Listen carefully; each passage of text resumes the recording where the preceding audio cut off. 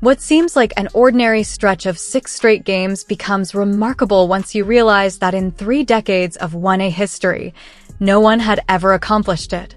Caitlin's done in the last 3 years, for years, is just mind-blowing of basketball. She works at it.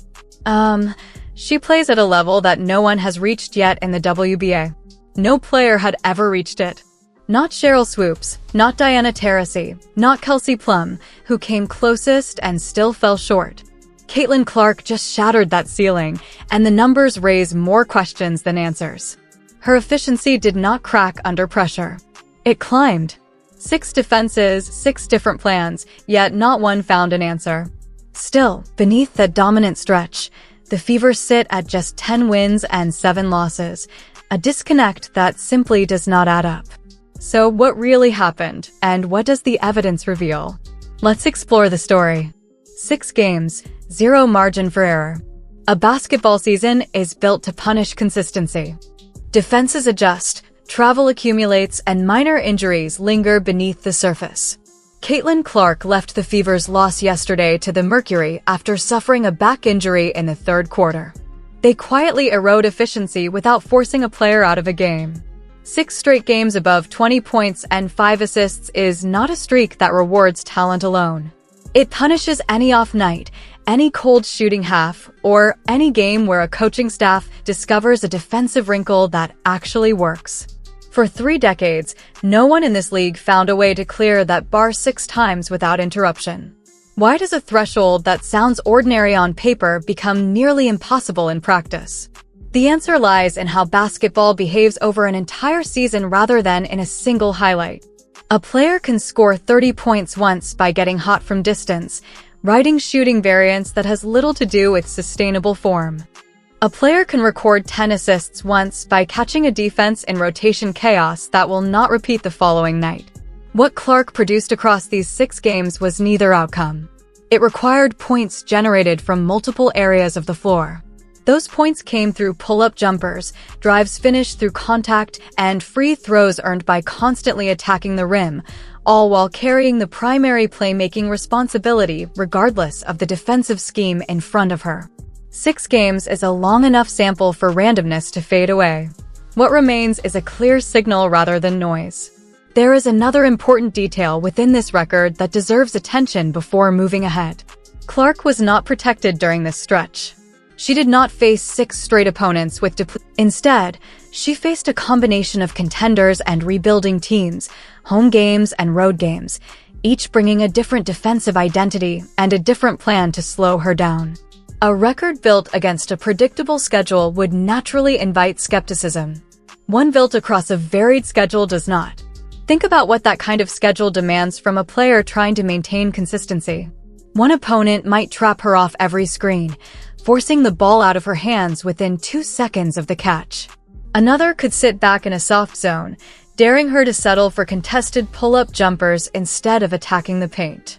A third might switch everything, sending fresh, longer defenders at her possession after possession to wear down her legs by the 4th quarter. Every one of those defensive approaches targets a different weakness. A streak that survives all 3 in succession is not overcoming the same matchup 6 times.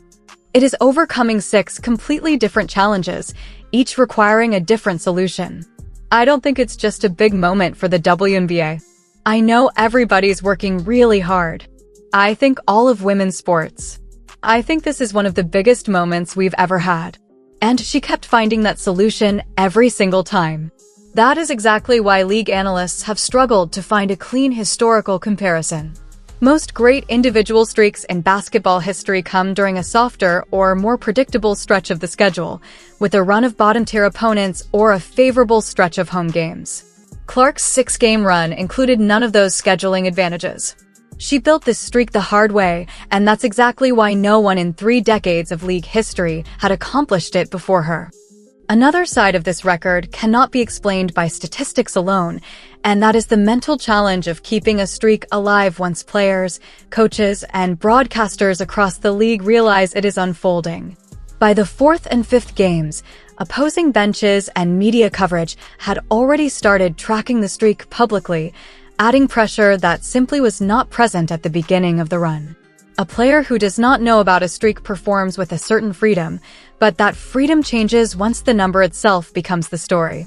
Maintaining elite production while carrying that added weight becomes a completely different test, one that has ended many historic runs in other sports before they could reach their natural limit. There is one final point worth considering before comparing this achievement with the players who came closest before it, and that involves durability through constant contact. 6 straight games of attacking downhill basketball means 6 straight games of absorbing hits at the rim, fighting through screens, and handling the physical where that quietly builds over a long season. A streak based only on jump shooting would be much easier to maintain than one built through relentless pressure in the paint. The fact that this record relied so heavily on contact-heavy scoring instead of standing jumpers from distance makes the physical demand of sustaining it for 6 straight games an overlooked part of the accomplishment. Every record gains meaning when measured against the players who nearly reached it first. Before this run, the standard for consecutive 20-point, 5-assist games stood at 5, a mark several guards in WNBA history had reached, including Kelsey Plum, one of the league's most efficient scorers of the past decade. Despite standing just 5 feet 8 inches, Kelsey became the conference's best scorer as a sophomore. Plum's 5-game streak was no accident. It reflected a stretch of truly elite production from a player widely recognized as one of the finest pure shooters the league has ever produced. So why did the record remain at 5 for so many years? And why did 6 become the barrier nobody else could break? Part of the answer comes down to usage. A player asked to handle everything offensively, creating her own shot, setting up teammates, and absorbing the defense's full attention on nearly every possession. Naturally faces more chances for a streak to end because she is involved in so many different situations. Ironically, that same heavy workload is exactly what makes 6 straight games so difficult to sustain.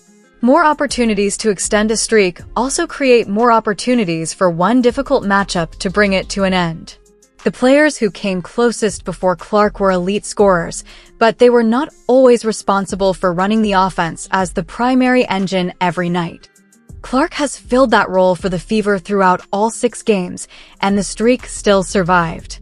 There is also the question of era.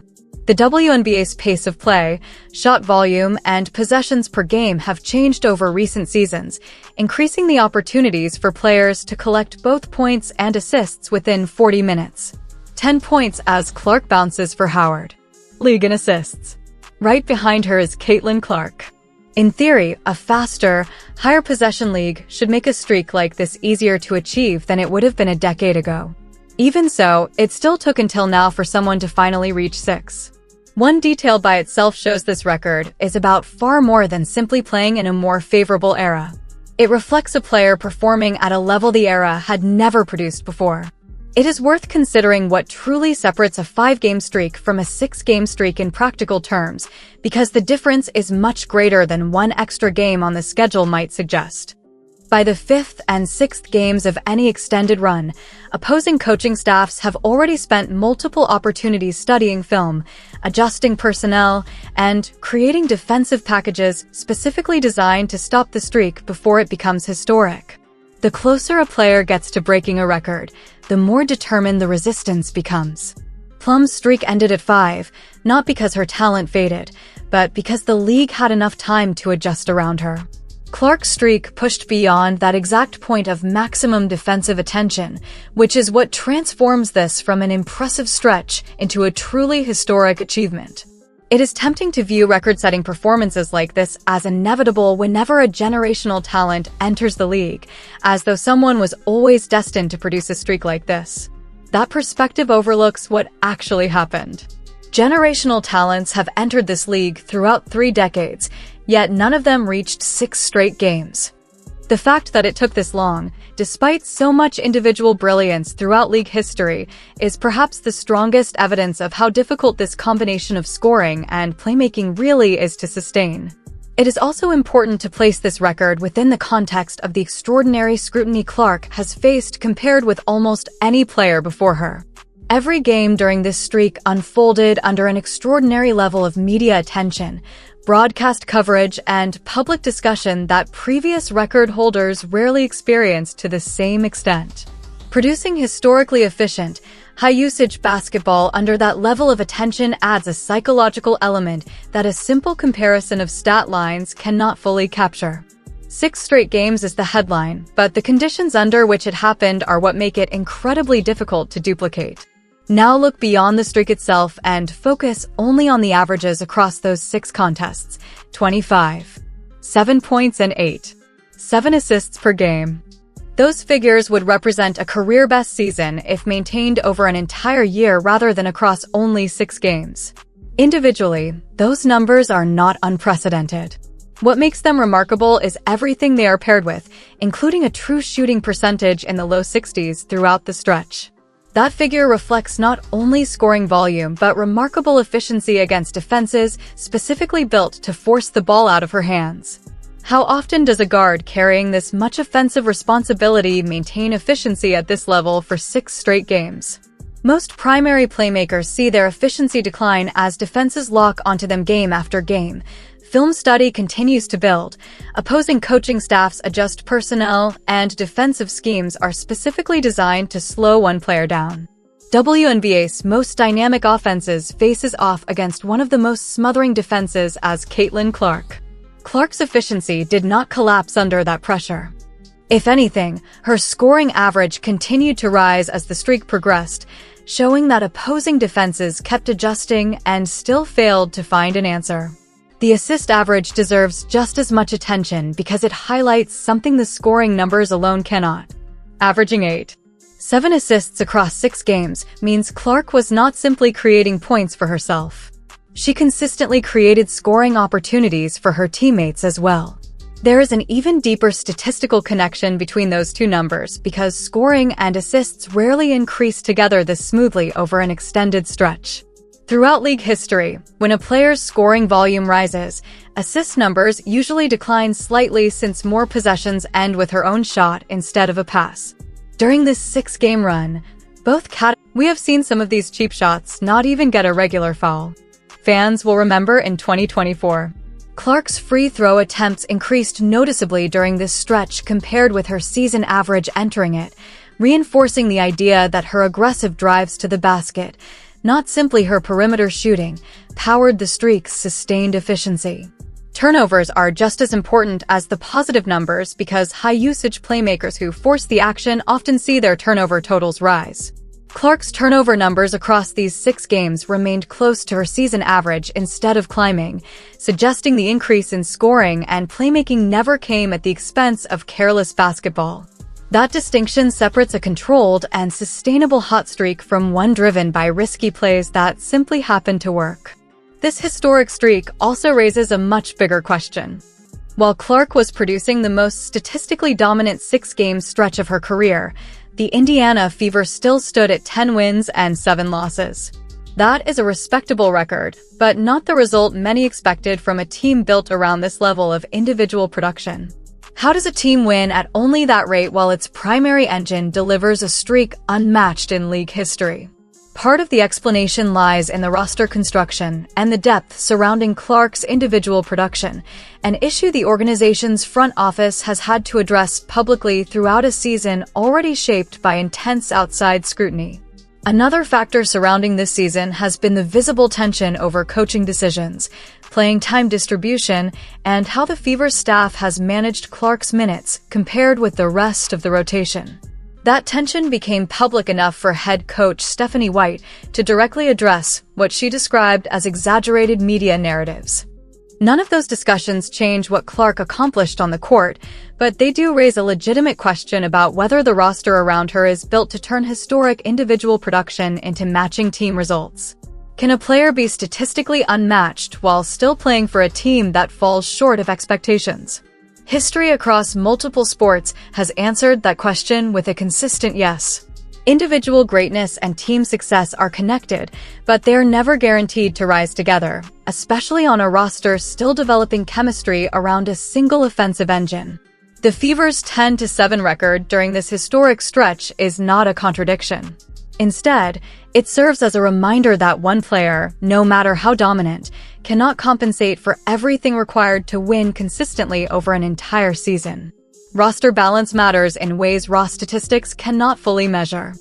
A team built around one elite offensive creator still depends on secondary scoring that can deliver when that creator becomes the focus of every defensive game plan. When Clark attracts 2 or even 3 defenders on a possession, the opportunities created for teammates are often more difficult and lower percentage shots than they might otherwise receive.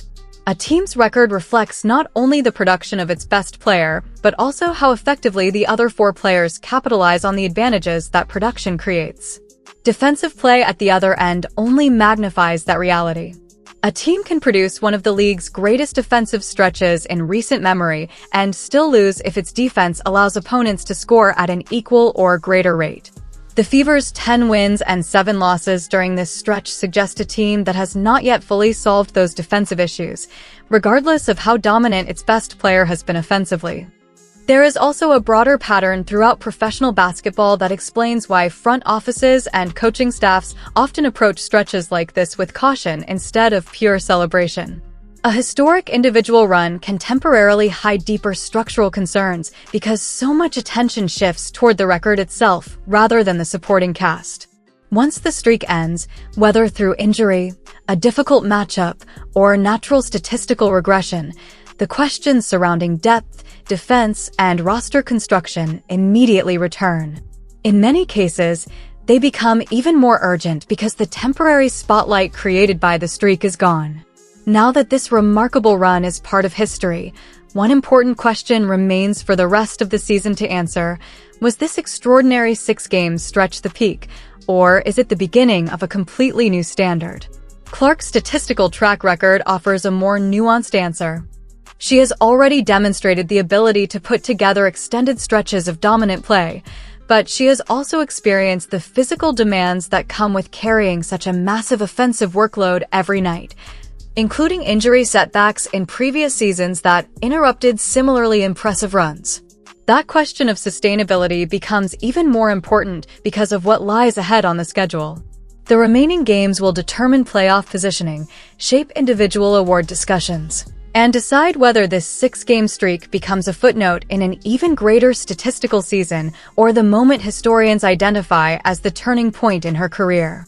Will a record like this force opposing coaching staffs to rethink their game plans for the rest of the season by committing even more defensive resources to slowing this exact level of production? There is also a physical side to that question that cannot be separated from the numbers.